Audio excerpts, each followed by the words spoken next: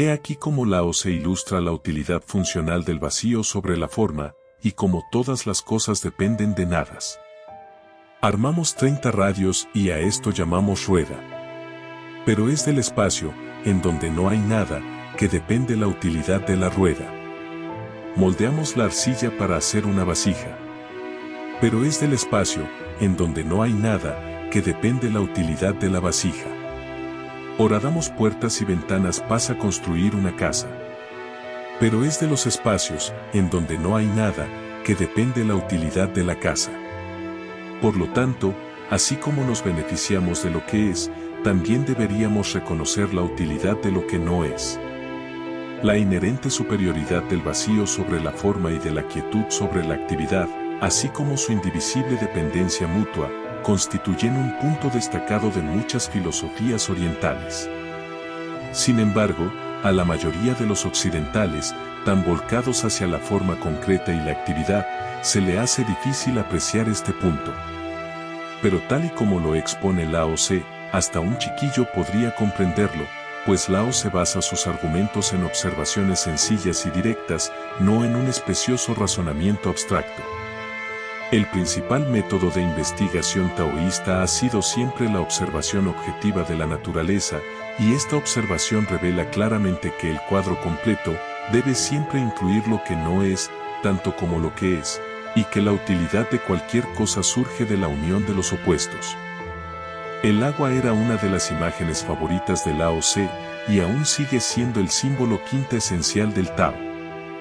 Al igual que el vacío, el agua pasa en gran medida inadvertida, aunque posee mucho más que sus elementos opuestos. Nada bajo el cielo es más blando y suave que el agua, pero cuando ataca las cosas duras y resistentes ninguna de ellas puede superarla. Que lo suave vence a lo resistente y lo blando vence a lo duro. Es cosa que todo el mundo sabe, pero que nadie utiliza. Tenemos aquí un buen ejemplo de los múltiples significados que se acumulan en cada línea del Tao Te Ching. En primer lugar, este pasaje constituye una sencilla exposición de la filosofía taoísta, donde el Tao es representado por la blandura, la suavidad y la irresistible potencia del agua. Segundo, es una directa lección de sexualidad, que nos muestra cómo la mujer conquista al hombre cediendo ante su pasión, utilizando su suavidad para vencer la dureza de él.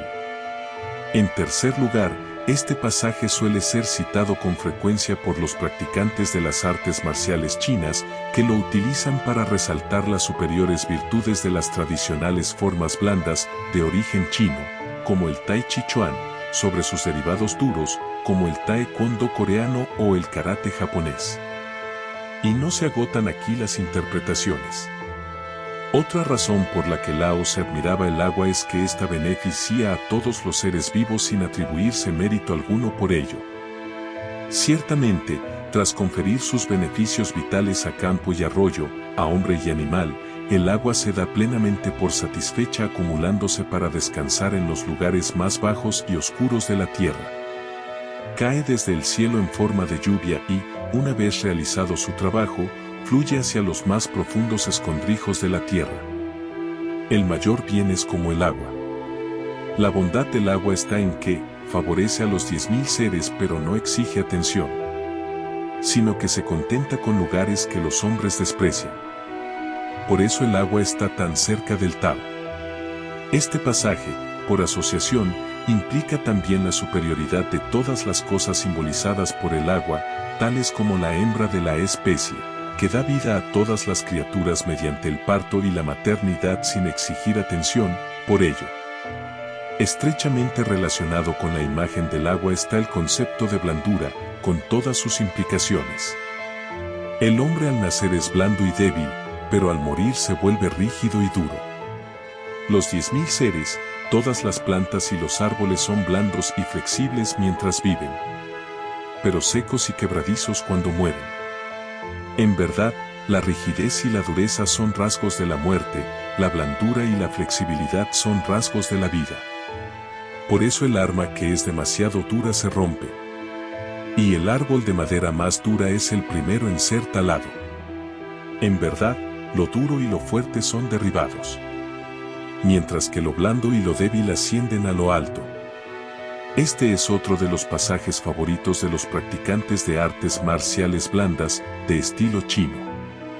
En él se ensalzan las virtudes de la no resistencia, de doblarse ante el vendaval, y sus dos últimas líneas parecen repetir la familiar promesa cristiana de que los mansos heredarán la tierra. Lao Tse vivió durante un largo y caótico capítulo de la historia china conocido como el período de los estados combatientes.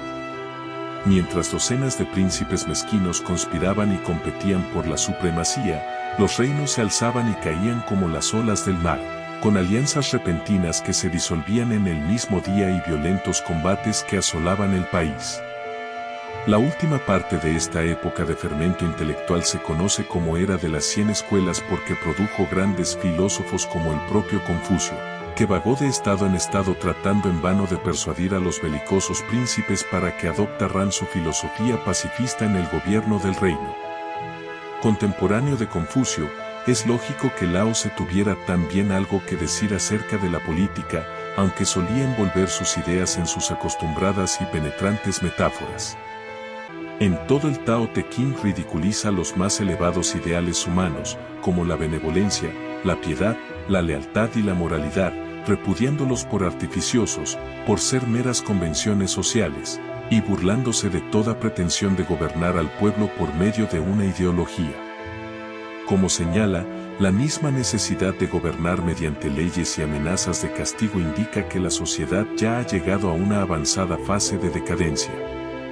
Lao Tse decía que las personas son iguales en todas partes. Cuando están sanas y felices, se tratan entre sí amablemente y con respeto de manera natural. Cuando están hambrientas y oprimidas, se vuelven naturalmente crueles y revoltosas. Puesto que la mayoría de los gobernantes mantiene a sus súbditos más o menos en un estado permanente de hambre y opresión, les resulta necesario imponer desde arriba las antinaturales trabas de la ley y el castigo para conservar su propia supremacía. Y, más ridículo todavía, para justificar su privilegiada posición se presentan ante el pueblo como personas de moralidad superior. El verdadero sabio gobierna a las personas cuidando de ellas y alimentándolas, pero sin reclamarlas para sí, y elimina los motivos de disputa en vez de castigar las consecuencias. Si dejamos de buscar personas de moral superior para el gobierno, no habrá más celos entre el pueblo.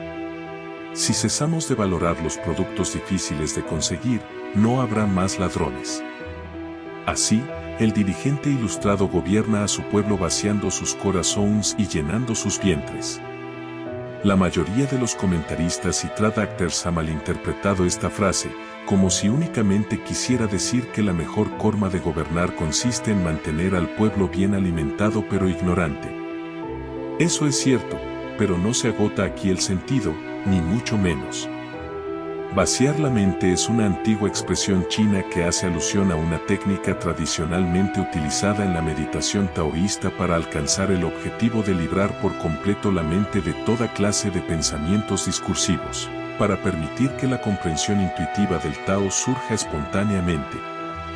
Una mente abarrotada oscurece el Tao, mientras que una mente vacía refleja el Tao como un espejo.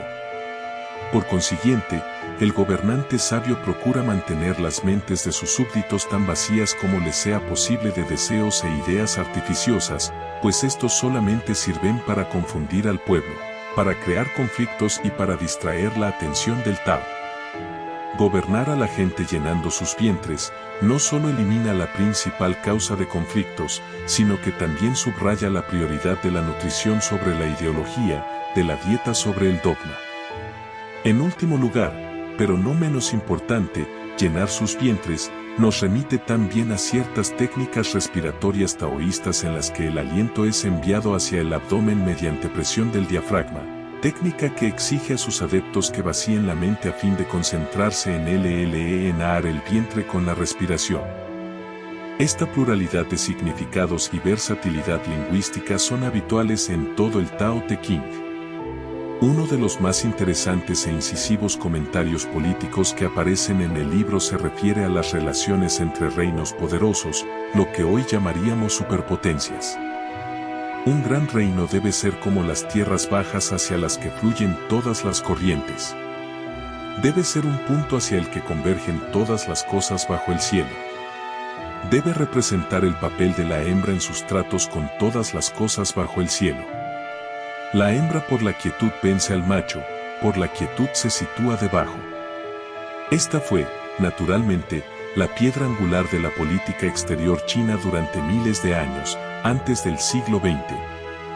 Varias veces conquistada por los invasores tártaros, mongoles y manchúes, China cedió sin resistencia y se situó debajo de ellos, seduciendo a los vigorosos agresores con los irresistibles encantos de la cocina y el vestido, la pintura y la poesía, la música y la danza y, no menos importante, de las mujeres chinas. En lugar de enfrentarse al fuego con el fuego, China combatió el fuego con agua y salió vencedora, reduciendo a sus invasores, duros como una roca, a un montón de arena. A la larga, China sobrevivió y prosperó mientras sus diversos conquistadores desaparecían para siempre del escenario de la historia. Tales son los beneficios de desempeñar el papel de la hembra en las relaciones internacionales.